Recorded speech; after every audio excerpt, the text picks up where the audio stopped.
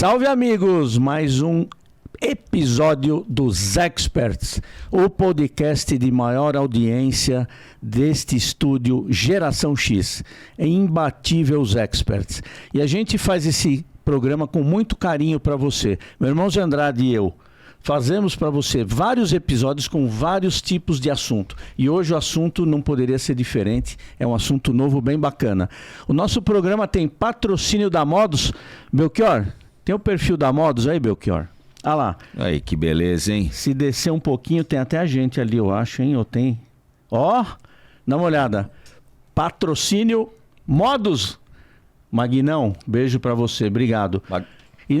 Beijo, Magno. Beijo. E também temos o patrocínio da Ibragesp, do Instituto Brasileiro de Gestão e Ensino. Dá uma olhada. Espetáculo, hein? Esse site do Lima. Lima, valeu, obrigado. Lima, obrigado pelo apoio, obrigado pela ajuda. Então, como nós temos já os nossos patrocinadores e já demos a mensagem, eu vou passar a bola para o meu querido irmão Zé Andrade para que ele apresente o nosso convidado. Andrade, é contigo, irmão, bola. É isso aí. E hoje, Zé, mais satisfeito do que nunca, porque eu estou recebendo aqui nos estúdios um cara que foi criado comigo. Você sabe que eu tenho 3 irmãs, mas eu tenho um irmão de criação, um cara que foi criado comigo, um cara que cresceu comigo, um cara que eu tenho uma verdadeira paixão, meu primo Marcelo Duarte. Por favor, se apresenta para a nossa audiência e fala um pouquinho Marcelo. De você, Marcelo. Muito obrigado aí pelo convite. E vou fugir um pouquinho do protocolo antes de me apresentar, porque eu sabia que você ia perguntar isso, eu acompanho vocês. Mas assim, eu queria falar o seguinte, a coragem de vocês. Porque eu nunca participei de podcast. E aí vocês me chamam para ser um entrevistado.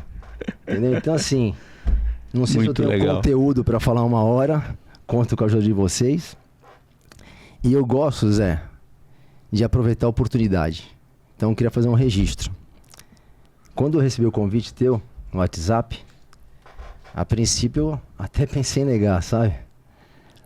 Mas um convite vindo de você, cara, vai ser sempre aceito. Todas as vezes que eu te chamo de irmão, não é força de expressão. É realmente como eu te vejo, como eu te sinto. Então, muito obrigado por essa amizade de tantos anos, cara. Tamo junto, irmão. Obrigado sempre. Tamo junto. Beleza, muito bom. Isso aí. Muito bom. Ô Marcelo, nós vamos começar aqui. Ele disse que ele nunca falou, nunca fez, mas e disse que 1 hora eu não sei se eu consigo. Quando terminar, ele vai dizer, já acabou? É normal. Mas vamos lá. O assunto principal aqui é seguro. Ele também fala de turismo, etc.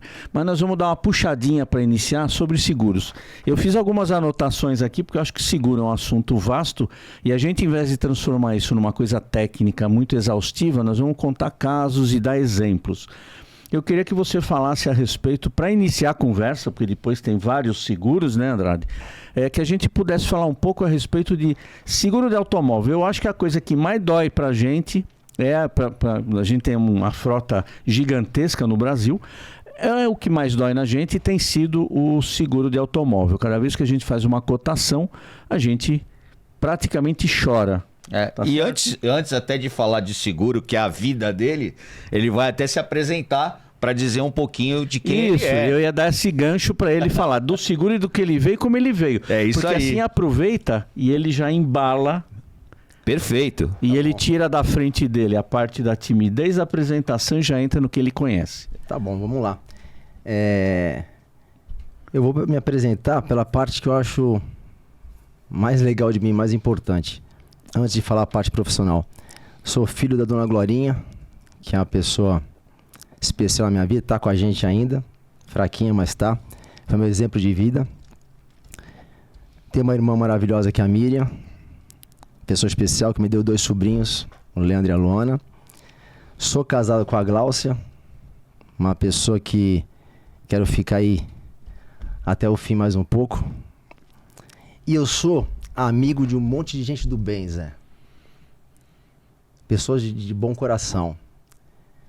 Essa é a parte mais legal de mim. Agora, profissionalmente falando, eu tenho uma empresa em Santos, que é a MD Seguros e Turismo, que agora em novembro faz 20 anos.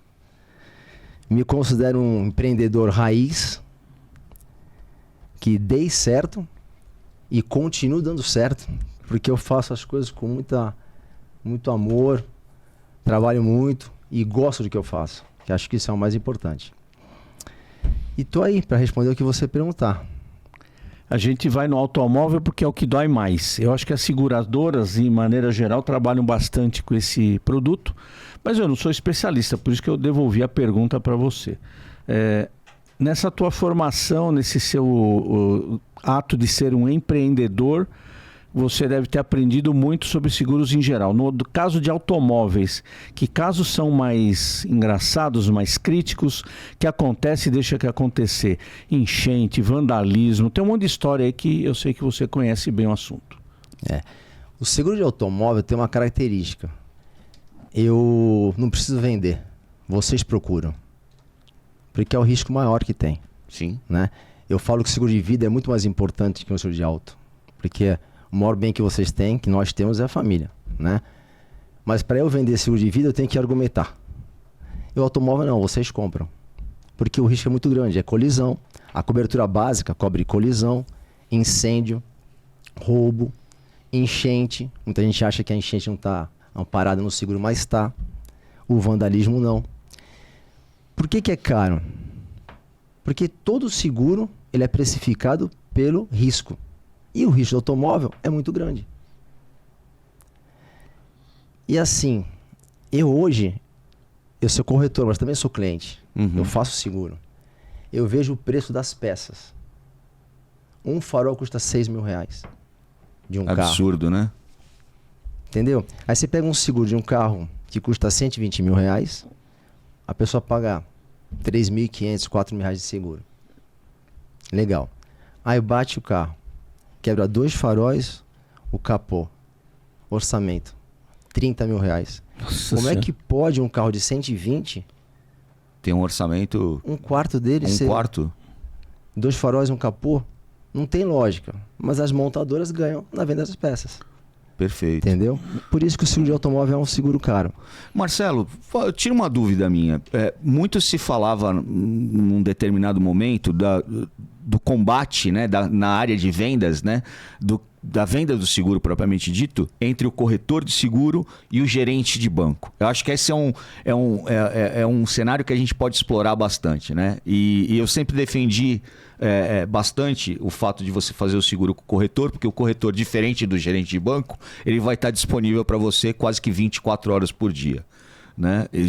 O gerente de banco, quando acaba o expediente bancário, você não tem com quem falar, você não tem a quem recorrer, né?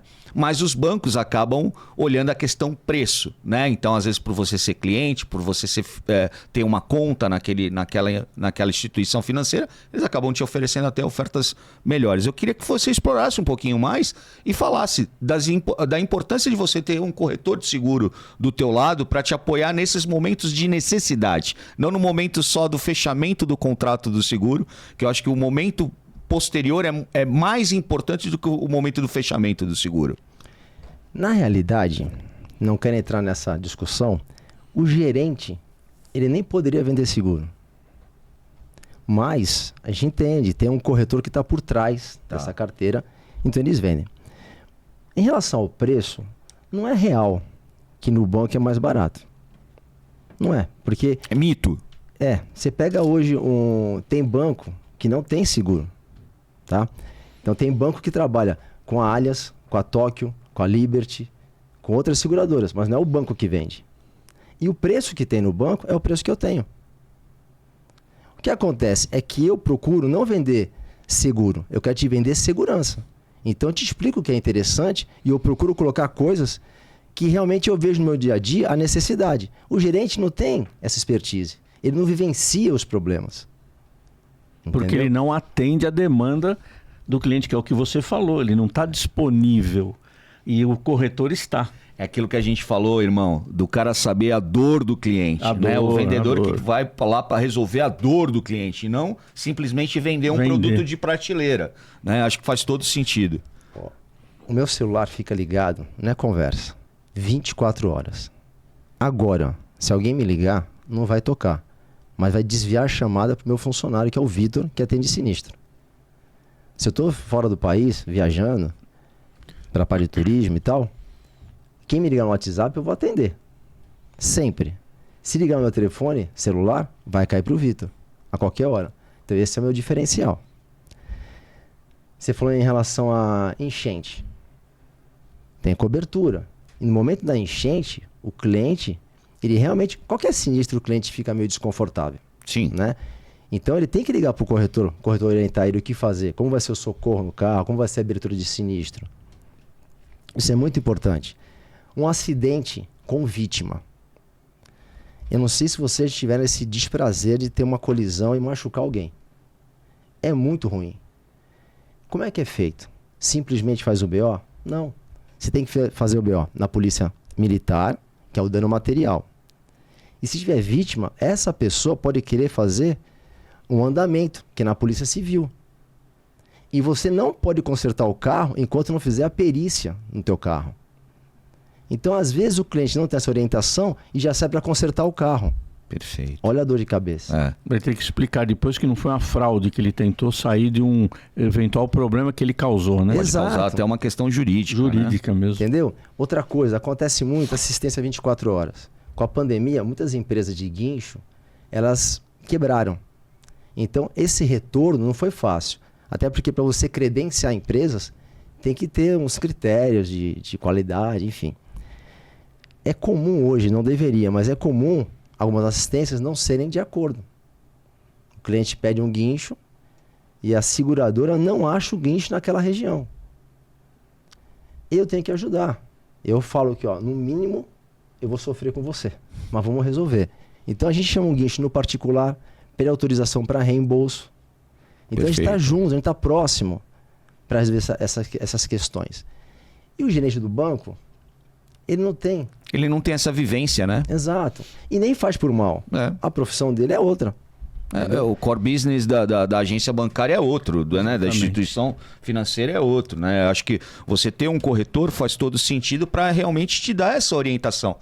E o que eu percebo muitas vezes vai além da questão técnica, né? Do know-how do corretor.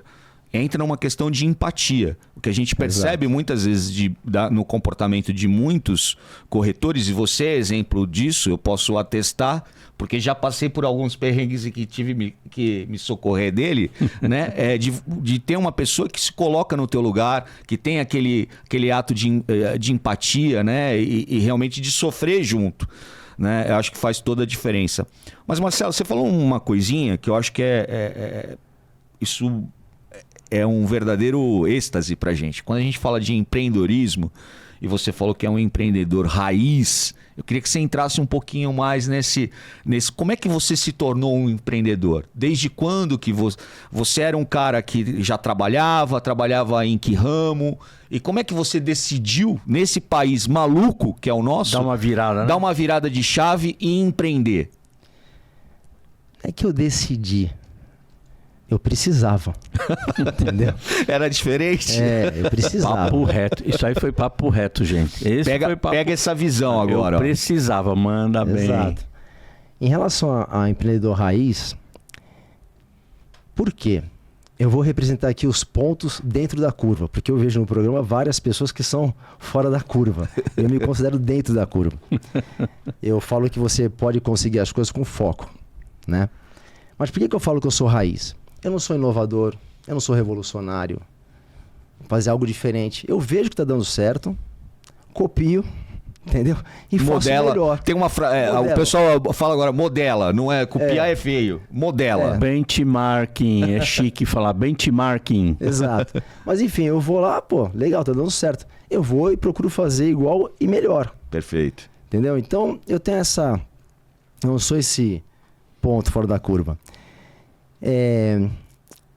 Eu tenho uma facilidade em me adaptar às situações. Trabalhei de turno, então já é meio caminho andado. Mas eu não aceito tudo. É difícil aceitar. Mas se você não aceita, você não se adapta. Não. Às vezes eu não aceito e me adapto muito bem. Eu vejo muita gente dando treinamento de liderança. Eu nunca fiz um treinamento de liderança. Jovem, né? Agora até já fiz alguns. E eu vejo o pessoal falando, não, você tem que delegar. Você não precisa trabalhar. Você não... Gente, desculpa.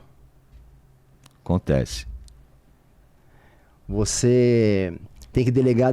Você tem que viajar. Você tem que ir pra academia. Você tem que viver. Gente, o líder, ele é um técnico. E se eu sou um técnico, eu tenho que estar próximo da minha equipe. Eu tenho que ir nos treinos. Eu tenho que ir nos jogos. Eu tenho que participar da resenha. Para que as pessoas confiem em mim pela pessoa que eu sou, não pela função que eu tenho. Uhum. Então, eu falo que eu sou raiz por isso. Tem umas tendências no mercado que eu entendo como tendência, não que vai dar certo. Então é isso. Eu sou um cara que eu trabalho e eu acho que essa é a diferença. Eu foco e vou atrás. Mas é uma virada de chave importante que você falou. A mensagem fica clara, né? A necessidade fez você correr, você fez isso bem. Eu quero mais uma última perguntinha de carro, que eu acho engraçado. Vamos lá. Uma vez me perguntaram isso, ou me contaram um assunto, e eu fiquei na dúvida porque eu achei engraçado. Mas não é engraçado porque é um acidente. Um acidente entre familiares. Um bateu o carro no outro da família. Tinha um comboio, família vai pra festa, aí alguém foi fazer uma gracinha, sei lá o que aconteceu, e o primo bateu no carro da prima e maior confusão. Esse tipo de situação pode ser considerado uma fraude, que a família bateu e fez o seguro por conta disso? Como é que é esse assunto de acidente entre familiar mesmo? Eu postei um vídeo e deu um barulho esse vídeo. Que eu falei sobre isso. Acontece o seguinte. O seguro cobre do teu carro colisão do teu carro e cobre colisão a terceiros. É muito natural você viajar, você, sua filha, familiar, e um na frente do outro. É natural isso. Você não vai se distanciar. Se você colidir o teu carro no meu carro, beleza. O teu seguro vai cobrir o teu carro e vai cobrir o meu carro nos danos materiais a terceiros. Conforme normalmente é o padrão. Mas se você bater o carro no carro da sua filha, o teu seguro vai pagar o teu carro na cobertura de colisão.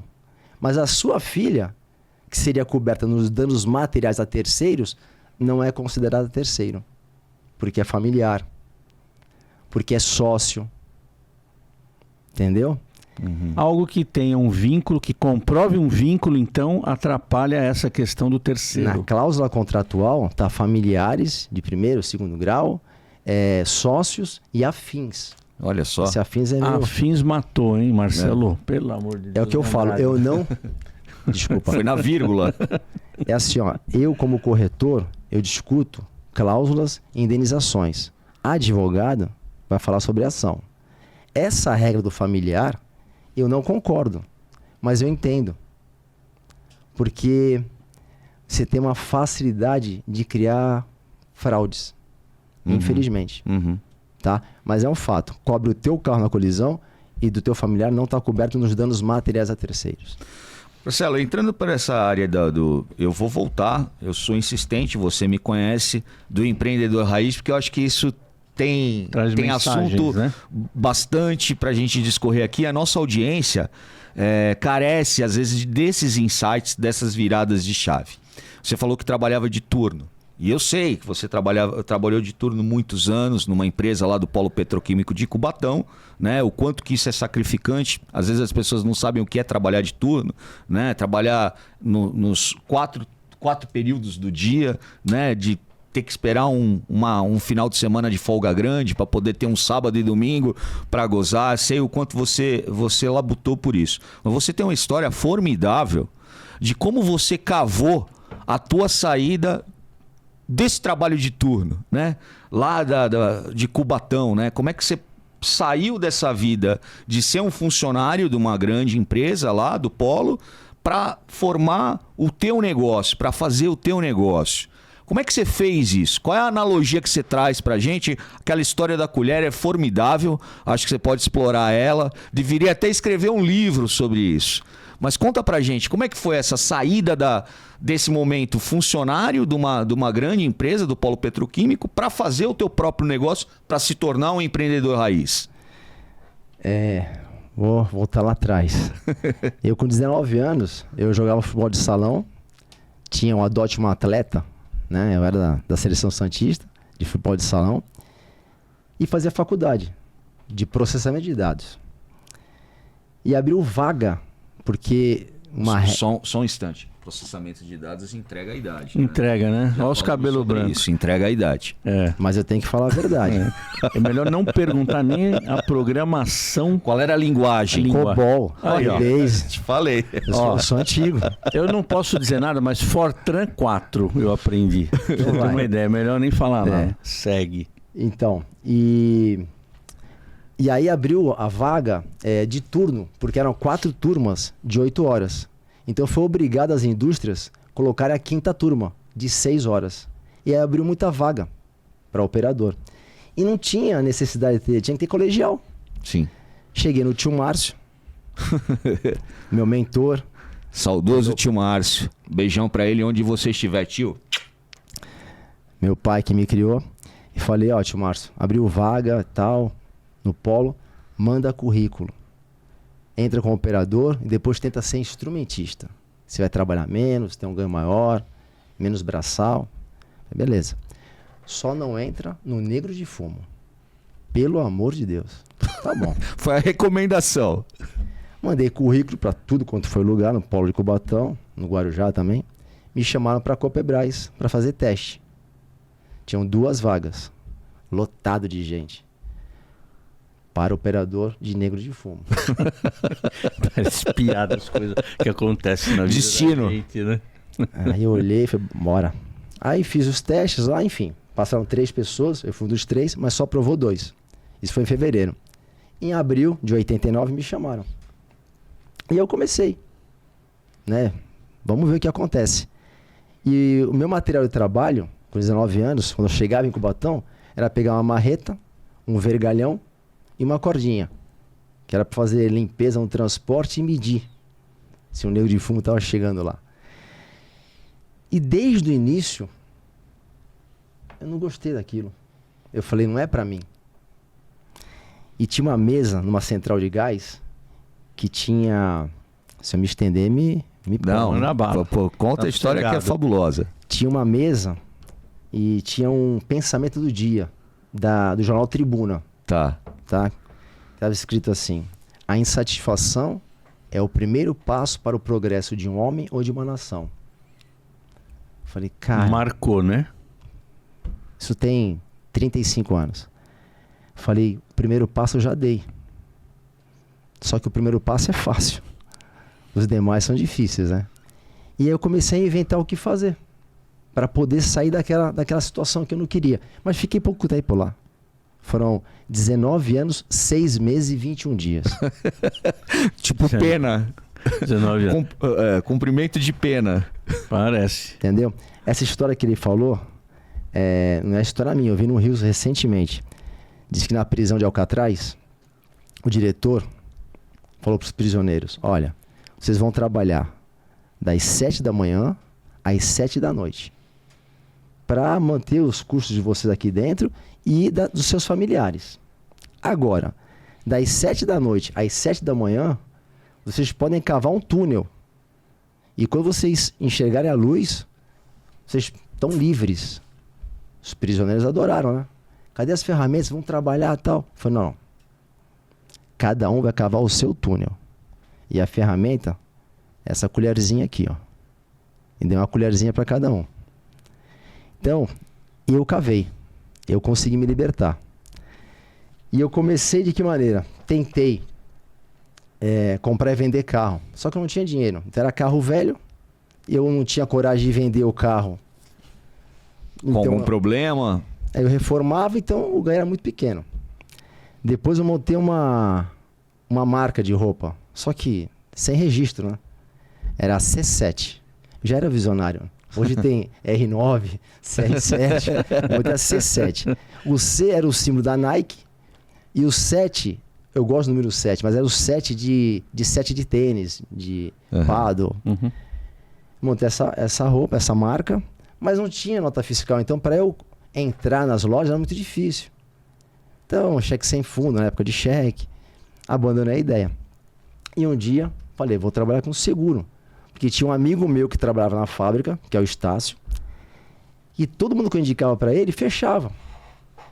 Falei, pô, vou começar a trabalhar. Se eu tô indicando, vou eu fazer, né? Aí eu fui falar com o Laerte, que é o dono da corretora, que é um cara que eu sou eternamente grato, que abriu a porta para eu trabalhar, me ensinou os princípios do seguro, um cara corretíssimo. Mas quando eu cheguei nele, eu tava 25 anos, queimado de sol, trabalhava de turno, vivia na praia, né? A unha toda preta. Falei, Laerte, dá para eu trabalhar com você de seguro? Com seguro? Falei, ó, eu acho que você não vai demorar muito tempo. Então vai, começa. E aí eu comecei. E eu lembro que como é que eu vou vender seguro? Peguei uma folha de papel ao maço. Também mostra a idade. Tempo né? antigo, hein? Lembra? Ele só lembra de coisa antiga. Rapaz, vamos cortar esse podcast aqui, porque a idade tá ficando muito doida. Mas é um fato. Ô, Belchior, dá pra cortar o trecho aí que ele fala do papel ao maço, Belchior? Você sabe o que é isso, Belchior? Ele não sabe. Outro dia eu fui pra Glaucia. Cadê minha japona? Japona não. Antiga, né?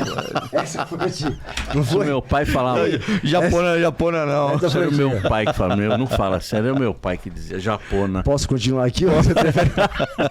Tem mais. História boa, segue. Mas enfim, tem a chapa também. Não é raio-x, eu falo chapa. Enfim. Mas vamos lá. Aí peguei a folha de papel ao maço e coloquei todo mundo que eu conhecia. E no início, eu tinha aqueles 30 que eu tinha certeza que ia fechar seguro comigo. Absoluta. Você tá entre eles. Certeza. Pô, é meu irmão, vai fechar e tal. E eu comecei a ligar. E os 10 primeiros que eu liguei, um deles foi o Ricardo Salgado. Primo da minha namorada, ex-namorada na época. O cara maravilhoso, meu amigo, irmão. Aí eu falei, Ricardão, tô começando com seguro agora. Ele falou, pô, legal. Saiu de Cubatão? Eu falei, não. Tô lá, vou conjugar, né? Tentar conciliar.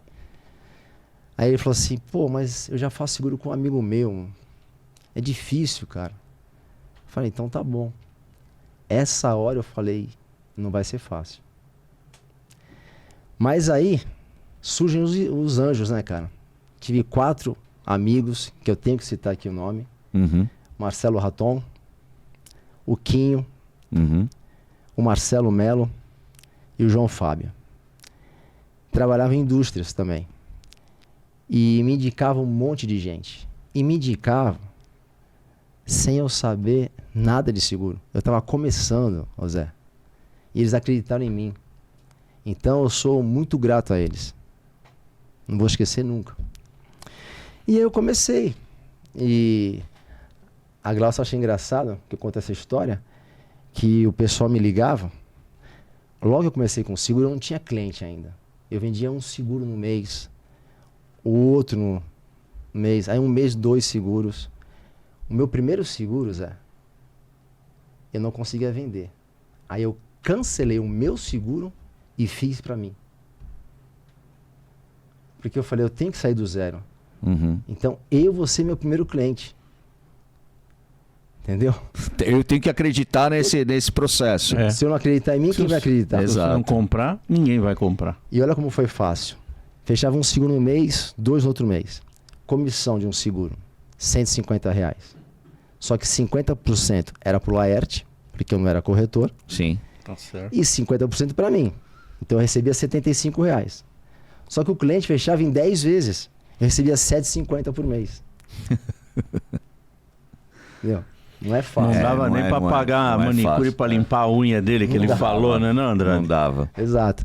E aí aconteceu? O cliente me ligava, eu já tinha celular. Que o tio Márcio tinha um consórcio de celular.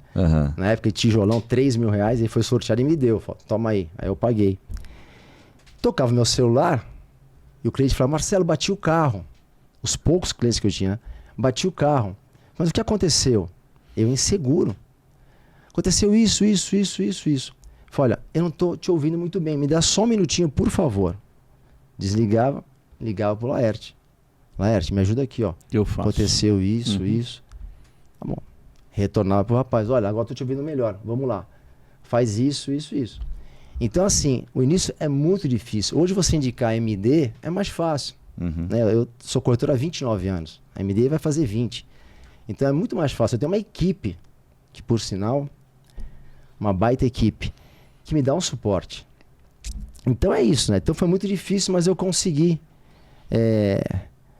cavar o teu túnel. Cavar meu túnel. E aí eu falei assim, bom, eu preciso ser corretor de seguros. Porque eu trabalhava com seguro, mas não era corretor. Então eu tinha que tirar minha carteira. E aí foi um sacrifício. Por quê? Eu trabalhava 8 horas em Cubatão. Eu saía, da meia-noite às 8. Aí eu das 8 da manhã, chegava na corretora 9 horas, eu tinha que trabalhava até as 4, 5 horas, ia para casa, dormia 2 horas e ia para o curso. Então foi uma fase muito difícil. Quando eu fui me inscrever nesse curso de corretor, a moça falou, você trabalha com seguro? Eu falei, trabalho. Você tem outra profissão? Trabalho em indústria. Então não posso te inscrever. Eu falei, mas por quê? Não, porque você tem matérias que você só pode ter 20% de ausência, de falta. Só que são 4 dias. Se você faltar um dia, já dá 25%. Então não pode. Eu falei, mas eu quero.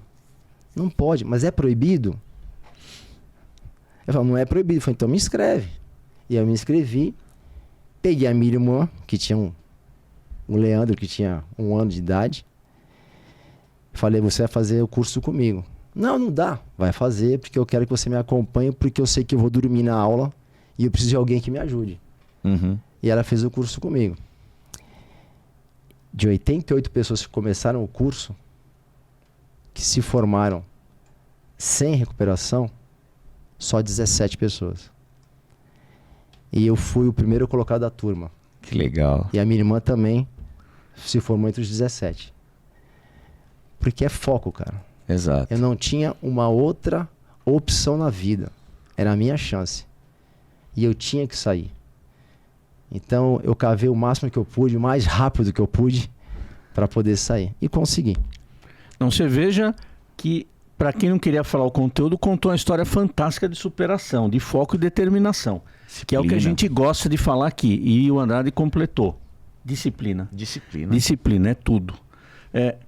Nessa evolução toda da sua formação como corretor, de obter o documento, a carteira, você já foi evoluindo para a sua própria empresa? Porque é claro que uma coisa é trabalhar sozinho, tendo o documento, e outra é fazer a empresa, ou seja, o momento que você percebe que está escapando o atendimento a um cliente, está escapando aqui uma resposta rápida, não consegui fazer a cotação na hora certa, o cliente acabou optando por outro, porque demorou, ele estava numa emergência. Às vezes a gente não sabe, o nosso cliente que nos demanda, eu sou da área comercial, da indústria que eu trabalho, às vezes a gente tem esse tipo de coisa. Não pode demorar, demorou, alguém está no seu lugar. Como é que você evoluiu isso? Legal essa pergunta. Em 2001 me formei. Eu comecei em 95, em 2001 me formei e peguei a carteira. Em 2002, eu comprei uma casa, que é onde é a minha corretora hoje. Mas eu só fui montar a corretora mesmo em 2004. Quando eu montei a minha corretora, eu tinha 3 funcionários já. Mas assim, essa mudança de você sair de Cubatão... Eu, com 20 anos, eu tinha um bom salário. Né? Então, eu já era operador 4, já tinha um salário melhor. E você abrir mão dessa segurança, de salário, assistência médica, férias, PLR, e ter a tua empresa, você virar empreendedor, e eu que nunca tinha feito um curso, é muito difícil. E o Fábio Giacomo, que é um irmão meu, e essa fábrica... Ela me deu 2 irmãos, que é o Fábio Giacomo e o Júlio César de Freitas. E me deu muitos amigos, hein? Ele falava, Marcelo, você vai sair de repente, quando você menos esperar. E aconteceu 3 coisas que me fizeram virar a chave. A primeira, eu comprar um imóvel, então me dá uma segurança. Eu, como sou mais antigo, ainda acho que o imóvel é uma segurança. Uma outra opção, uma outra situação, foi a Gláucia, minha esposa. Nós tínhamos 37 anos, os dois, e ela falou pra mim, você quer ser pai? Eu falei, não faço mais questão. Ela falou assim, eu não tenho como ser mãe agora. Era comissária, voo internacional. Vamos abrir mão? Eu falei, vamos. Mas se a gente se arrepender? Eu falei, não tem problema. A gente adota uma criança. A minha experiência com adoção é maravilhosa. O Zequinha. Sim. Minha mãe tem um irmão de criação, hoje falecido, num acidente de carro. O Zequinha, que eu cresci com ele até meus 19 anos. Dormia comigo no quarto, até ele casar. Então a gente optou em não ter filhos, né? Então é uma preocupação a menos. Agora a terceira coisa que me deu uma chacoalhada foi num bate-papo no aniversário do João Carlos Gaspar, ele fazendo 51 anos, eu com 37. A gente estava conversando na mesa lá, ele falou, Marcelo, eu sempre cuidei dos meus filhos, sempre cuidei dos meus pais, sempre me preocupei com o meu futuro. Aí eu interrompi ele. Eu falei, o teu futuro nunca chega, né? Ele falou, não, aí é que você se engana. O futuro chega, o meu chegou e eu fiz muito pouca coisa. Que tapa, né? Nessa hora eu falei, eu já não dormia mais, Zé. Eu dormia 2 horas por dia. Caramba.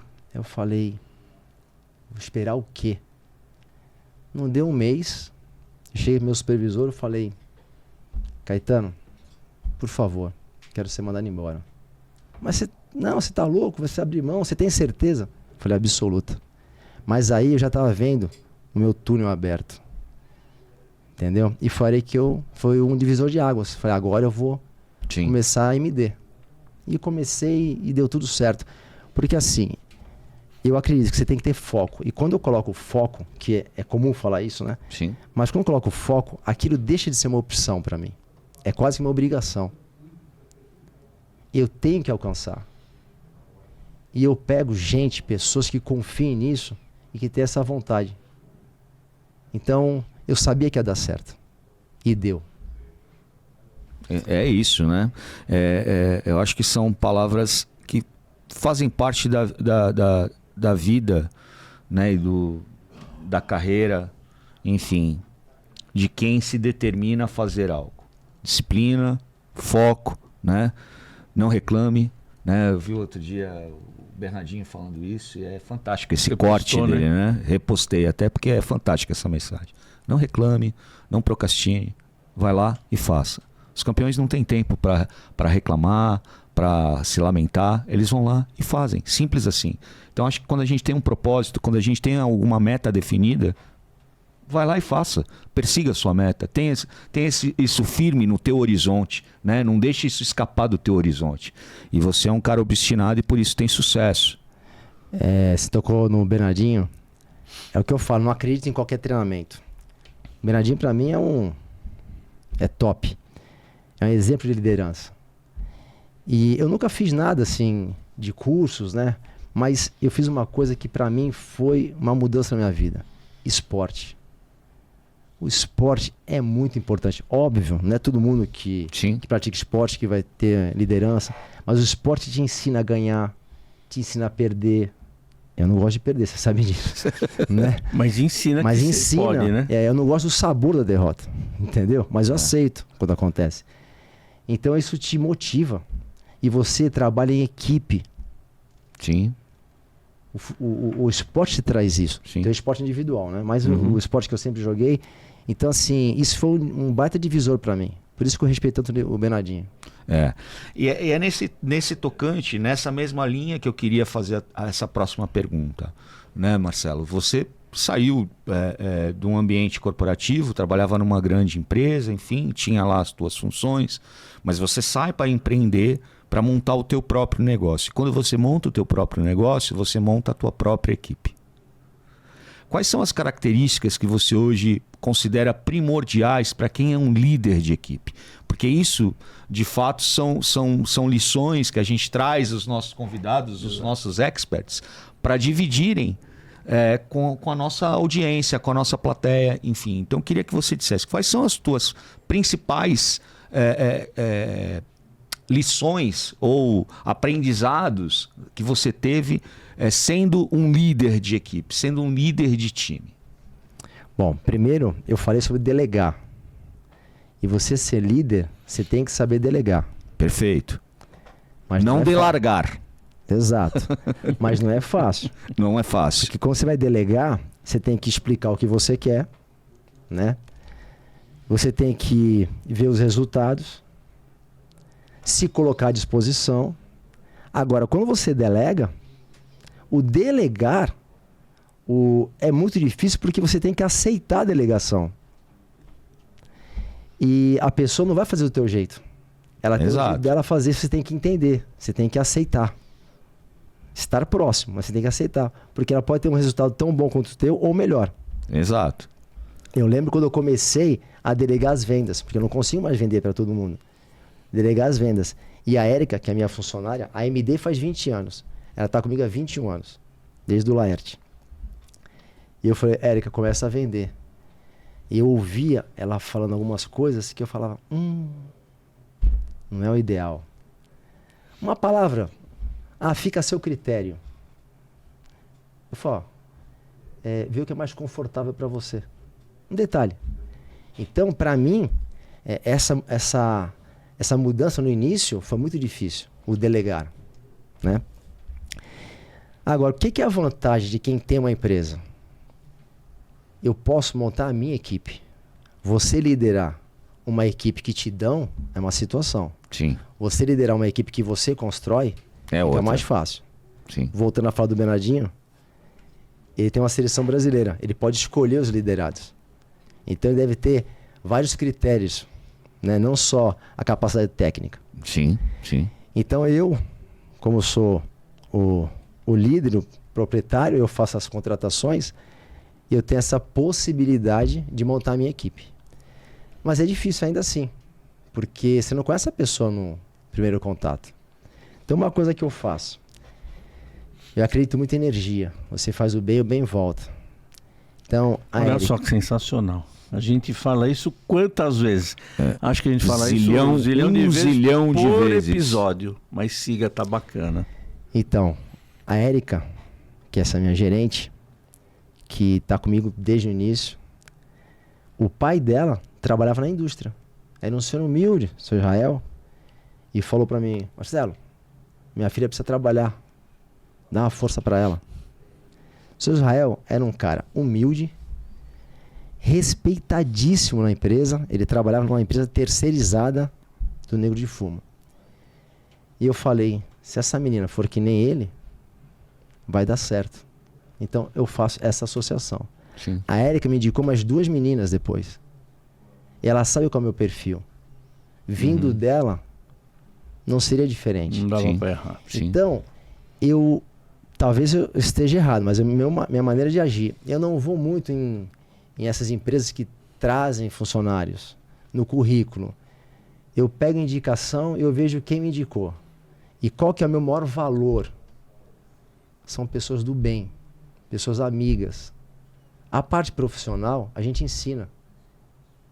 Então, essa é a minha maior preocupação. Na MD, olha que legal, eu só exijo uma coisa, a amizade. Fantástico.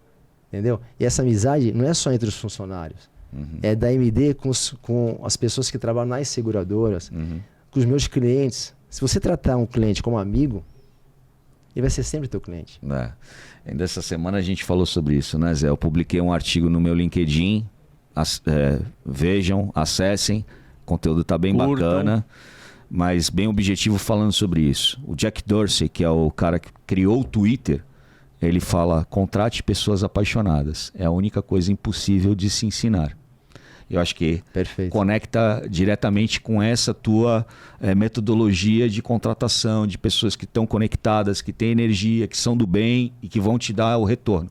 A parte técnica, né? O que a gente chama das hard skills. Skills. Você ensina lá para as pessoas, essa parte profissional você vai ensinar para as pessoas. Soft skill é um pouco mais difícil. Mexe com comportamental, mexe com a inteligência emocional. É um treino mais forte, né, André?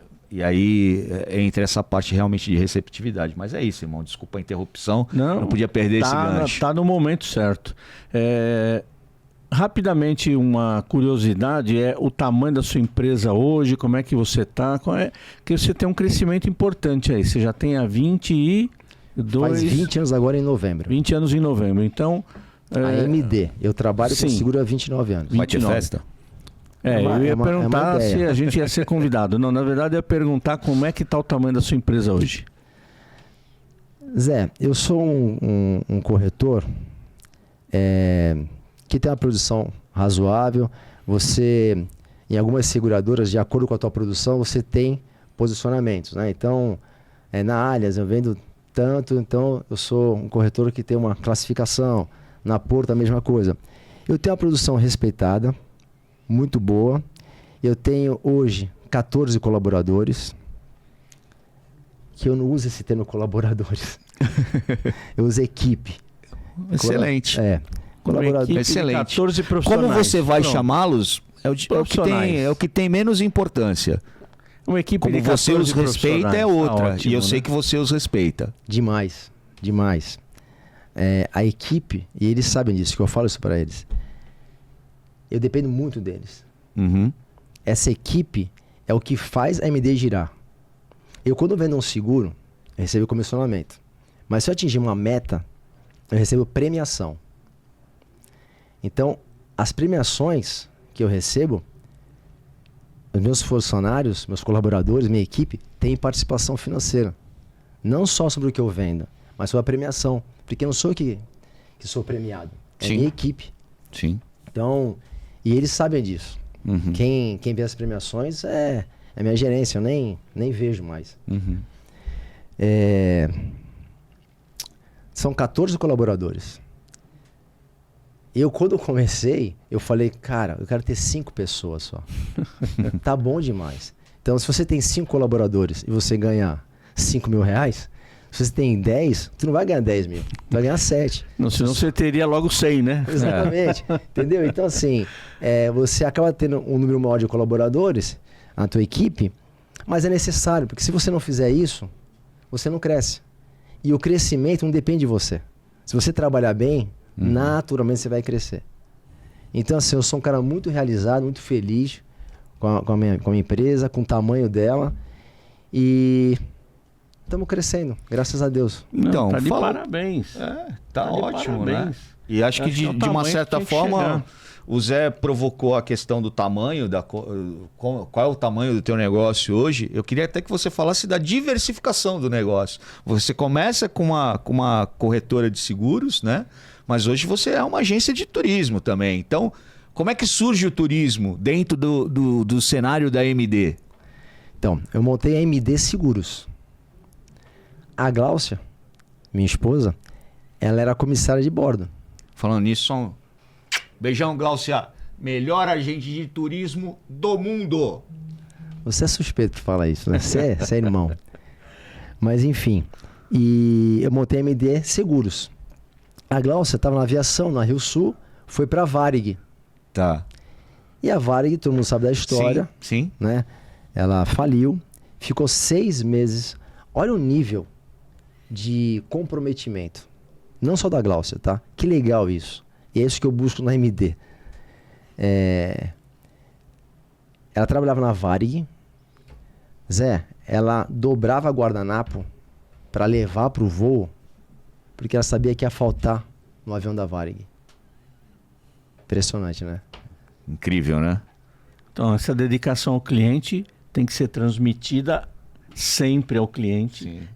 Porque é uma delicadeza, é uma esperança que você tem que não aconteça um problema que você tenha causado àquele cliente. Isso é importante. Empatia total. Empatia total. A Gláucia, ela chegou, a Gláucia e os funcionários, a trabalhar 6 meses sem receber salário. E não faltava. Enfim, e aí a Varig ia abrir falência. Foi, Gláucia, você sempre trabalhou, você não vai conseguir ficar sem trabalhar. Sim. O que você quer fazer? Quer que eu monte o turismo? Ela falou, bora. Aí eu montei o turismo para ela. Então virou MD Seguros e Turismo. Para minha surpresa, foi mandado mais de 2.000 funcionários embora da Varig. E 30 comissárias, só 30, foram para a nova empresa. E ela foi. Então eu montei o turismo e ela não veio de imediato. Sim. Entendeu? Aí depois ela foi pra Gol. Depois de 2 anos ela veio realmente pro turismo. E aí ficou MD Seguros de Turismo. Sensacional a história. Meu irmão Andrade, a modos do nosso querido Magnão e Ibragesp, do nosso querido Lima, mandaram um recado aqui. Que hora é agora? Tá que hora chegando é agora? o momento, tá Magnão, chegando o momento. Grita aí, que hora é agora? Momento Pega a Visão. Só que antes do momento Pega a Visão, me permita uma parte aqui. Marcelo, eu sei que você tem uma história bem bacana para contar pra gente no turismo, envolvendo o nosso glorioso Papa Francisco. Conta pra gente aí como é que foi essa história, como é que foi como é que você chega perto dessa... Isso já é um papo reto. Né, dessa pessoa, como é que você se aproxima do Vaticano, uma segurança absurda, como é que um brasileiro se aproxima do Papa, consegue conversar, consegue interagir com o Papa? Vamos lá. Primeiro, só falar um pouquinho... Dá uma olhada aí, pessoal. Esse foi o momento que eu entreguei a faixa para ele. Tá aqui você e do lado aqui o nosso glorioso Márcio Duarte. Beijão, Márcio Duarte. Brincadeira, Márcio Ferraz dos Santos, meu amigo, Salvinha. Esse aqui é o grupo, a minha esposa, a Gláucia, o Regis. Qual local esse? Vaticano. 23 pessoas. Esse grupo.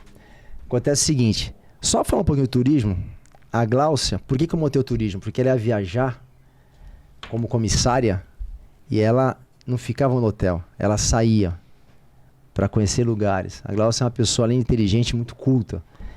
E ela ia atrás. Então, assim, ela tem tudo a ver com o turismo. Porque ela tenta fugir um pouco. Para dessa daí, por favor, porque essa é fabulosa, né? Olha só. Papa Francisco. Melhor que Maradona e Pelé. Aqui tem uma caricatura do Maradona. Dieguito Armando Maradona. Nosso glorioso Edson Arantes do Nascimento. Nosso saudoso Pelé.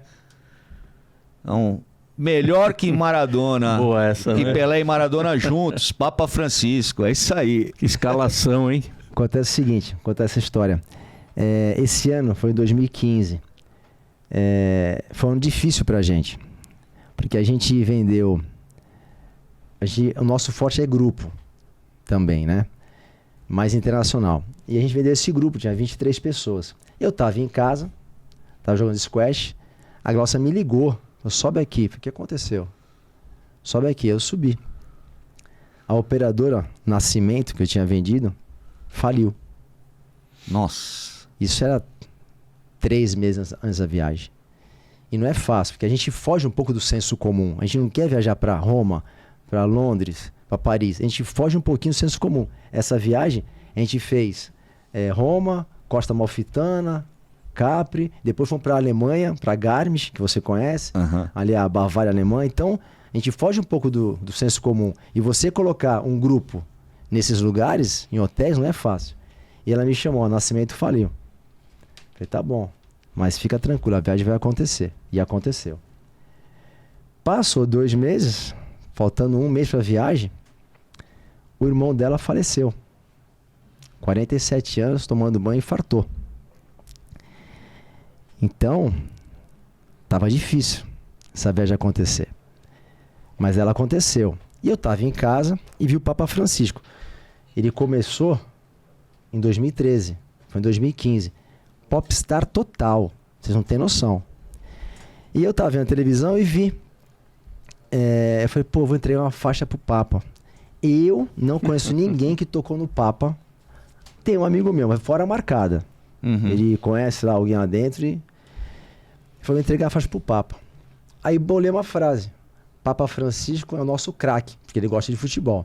Mas eu fiquei com receio da palavra craque. Por conta do Maradona, que ganhou uma fama por conta de piadas aí na rede. Associação, né? Associação da palavra. Bullying com isso aí, né? Exato. Bullying. Aí eu falei, não. Aí eu falei, Papa Francisco, melhor que Pelé e Maradona juntos. Gostei. Aí mandei pro Jefferson, da Limites, que é o cara que faz a parte visual da empresa. Ele, muito fera, fez essa faixa, uma faixa grande. Aí eu falei, é isso. Falei, ô Jefferson, faz uma pequena também. Por quê? Porque eu vou entregar a mão do Papa. Falei, pode fazer. Inicialmente eu queria uma faixa que era dupla face. Que eu pensei, se o Papa sair ali no papamóvel, e eu conseguir fotografar ele olhando para a faixa, já vai ser sensacional. Porque vai estar a faixa e ele olhando. Uhum. Bom, chegamos lá, uma baita chuva. O único dia que choveu a viagem foi esse. Não tinha ninguém, não tinha uma cadeira. Aí teve numa basílica, numa igreja. Lá, teve essa missa. Aí eu corri para lá. Aí a gente entrou, fecharam as portas. Alguém sabia que você estava com a faixa? O grupo. O grupo sabia. Mas me chamaram de louco. Marcelo, eu falei, não, eu vou entregar. Não só o grupo, meus amigos também. Eu divulguei, né? Eu vou entregar a mão do Papa. Tá bom. Aí, começou a missa, todo mundo sentado, e eu fui procurar um lugar estratégico. Achei esse corredor, mas não tinha ninguém. Fui chamar a Glaucia. Glaucia, tem um corredor vazio lá. Vamos? Ela, tem alguém? Não, então não pode. Imagina a cara da Glaucia nessa hora. Mas não tá proibido. Não tá proibido, eu falei. Eu tô olhando a foto porque eu tô vendo segurança com a mão ali, tem maletinha ali, a gente que é da área de segurança não deixa de perceber. Já sabe o que eles estão... O que tá acontecendo ali. O que tá acontecendo, né? Exatamente. Os caras já estão preparados ali, em posição de Mas essa reação. foto tem um segredo, tem um detalhe. Bom, aí eu fui para esse corredor, esse lugar estratégico, falei, se o Papa sair aqui vai ser perfeito. A escolha dessa camiseta nessa cor discreta foi proposital ou não? Com certeza. Tudo intencional. Com certeza. Intencional. Seja intencional, como diz o nosso glorioso Pex Diniz. Você vê que tá todo mundo de branco, né? Mandou bem essa. Era a mais chamativa que eu tinha. E aí, eu fui para esse corredor, chamei a Glaucia, não quis ir, chamei o Roberto Chibiac, meu compadre, também não quis ir. Aí eu chamei o Salvinha. Salvinha, não preciso falar, né, o Márcio. Márcio Duarte. Vambora. Enfim, aí fomos nós dois. O Papa saiu por esse corredor. Ele estava muito perto de mim. Tem como colocar a outra foto? Outra atrás. Essa aí. Ele estava aqui e eu fotografando ele, e ele não ia sair por aqui, ele ia sair por lá. E eu, Papa, santidade, todo mundo chamando, ele, nada. Quando ele estava saindo, eu gritei, Maradona! Maradona! Aí ele olhou para trás. A próxima foto, por favor. Aí ele olhou. Quando ele olhou, eu falei, Salvinha, abre a faixa. A gente abriu, ele olhou. Aí eu não perdi a oportunidade. Sim. Foi, Papa, eu trouxe do Brasil pro senhor. Ele falou, não acredito, não crio. Aí eu falei, pro senhor, por favor, pega. Aí falou, lógico. Aí ele veio, próxima foto. Aí entreguei a faixa para ele. E na outra foto mostra ele pegando mesmo. Acho que é na outra. Mas enfim. Não, tem uma que ele tá realmente estendendo. Essa aqui, ó. Essa aí. Então ele pega. Aí ele pegou a faixa, entregou pro segurança e me deu a mão. E eu fui sobre a mão dele. Agora o detalhe dessas fotos. Só tinha foto ruim, desfocada. Tinha uma foto eu pela mão dele com o meu vitiligo. Era eu, não tinha outro. Era eu. Tinha que ser você. Era eu. Tudo bem. Saímos daqui, fomos pra Pompeia e pegamos um barco pra Capri. Aí eu postei no Face. Ó, falei que eu ia dar faixa na mão do Papa e dei. Tá aí as fotos. Mas tudo foto desfocada. Mas mostrava. Um dos comentários foi, Marcelo, você tá no site do Vaticano. Brasileiro. Segura essa, fera! Aí tava lá. Brasileiro... Não dava pra dizer que era outro, né? Não dava. Aí tava lá. Brasileiro chama a atenção de Papa. Com a faixa. Aí a Quem Glaucia... é esse maluco? Aí a Glaucia entrou no site do Vaticano e tinha várias fotos. Então essas fotos não fui eu que tirei. São do site do Vaticano. São dos fotógrafos, porque atrás do Papa onde tem tava segurança. ali, obviamente, né? Alguém que tinha que estar do lado de cá, né? Exato. Fabuloso. Tá claro, E né? aí a Glaucia falou, eles estão vendendo, tinha aquelas tarjas, né? Falei, compra, mas é caro. Compra todas, compra todo o movimento. Achei que fosse custar caro, mas cada foto, 8 euros. Então essa é a história do Papa. Acho que fechamos bem, porque o papo reto pega essa visão melhor que esse. Pega essa visão aí, pessoal. Pega Galera, essa. Momento Pega a Visão de hoje. Sensacional. É esse daqui. Esse maluco beleza que eu conheço, que eu tenho a honra de chamar de irmão. É um cara que eu tenho o maior orgulho de ter crescido com ele, de ter tido os mesmos mentores do que ele, né? Que são os nossos pais, né? Ele falando do meu tio Márcio, eu lembrando do meu pai, falando das nossas mães, da minha tia Glorinha, da minha mãe Wanda, né? Nós crescemos nesse ambiente familiar e isso nos torna as pessoas que somos hoje. Então eu tenho muito orgulho de ver a pessoa, né, o profissional que o Marcelo se tornou. Ele hoje para mim é uma referência de empreendedor, uma referência principalmente de ser humano. Um cara do bem, um cara que vive movido à paixão e que não mede esforços para ajudar quem quer que seja que faça parte do seu ciclo de amizades. Então, Marcelo, que honra te receber aqui. Obrigado, meu irmão. Obrigado por tudo. Foi muito bom, a gente agradece. Nós estamos encerrando o programa agradecendo a sua participação. A lição, a gente veio falar de seguro, mas falou sobre uma lição de vida, uma lição de empreendedorismo e uma lição de atitude. Então, queria agradecer. Fechamos? É isso, irmão. Tamo junto. Fechamos. Eu Obrigado, que agradeço. meu amigo. Agradeço demais vocês. Aqui, ó. Pessoal, mais uns experts que foi sensacional. Valeu, galera. Bora. Valeu, Belchior. Obrigado aí. Vamos pra frente. Pro alto e avante.